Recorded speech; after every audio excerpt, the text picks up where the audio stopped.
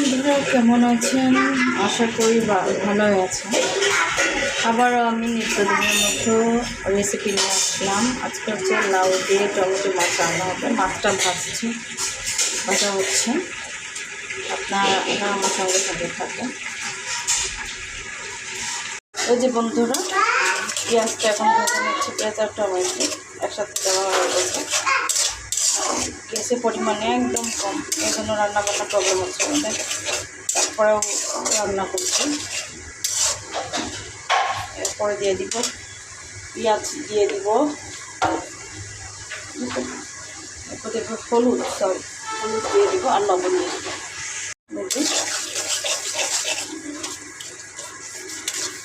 হয়ে যেতেছে। এরপরে 5 মিনিট রেখে লাউটা দিয়ে দিব।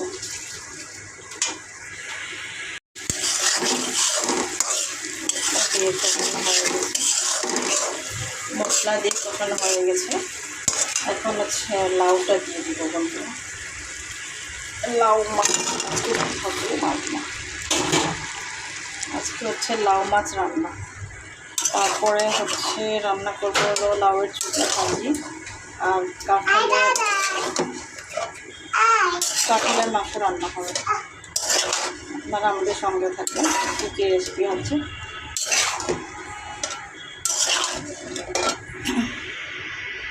হচ্ছে এখন লাউটা সবসময় সময় একদম কেটে গেছে।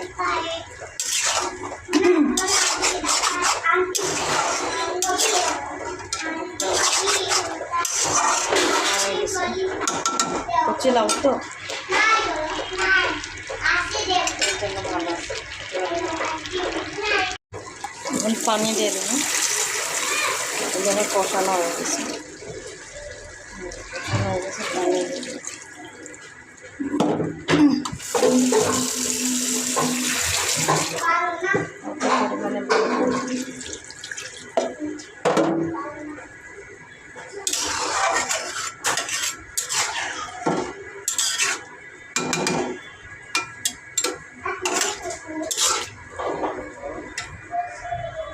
আমার তরকারি হয়ে গেছে। আর 5 মিনিটের মতো রাখবো।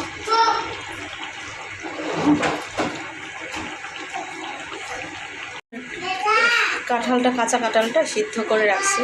এটা এখন রান্না করবো মলা শুটকি দিয়ে। সিদ্ধ করে রেখে দিয়েছিলাম, এটা রান্না করে দেখি কীরকম। আমার রান্না হয়ে গেছে। খেতে চান চলে আসেন আমার এখানে। সবাইকে দাওয়াত। ধন্যবাদ। দাদা লাইনে তোমার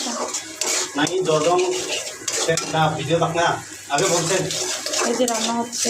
এটা হচ্ছে কাঁঠাল দিয়ে রান্না করবো। হচ্ছে কাঁঠালের সাথে রান্না করবো।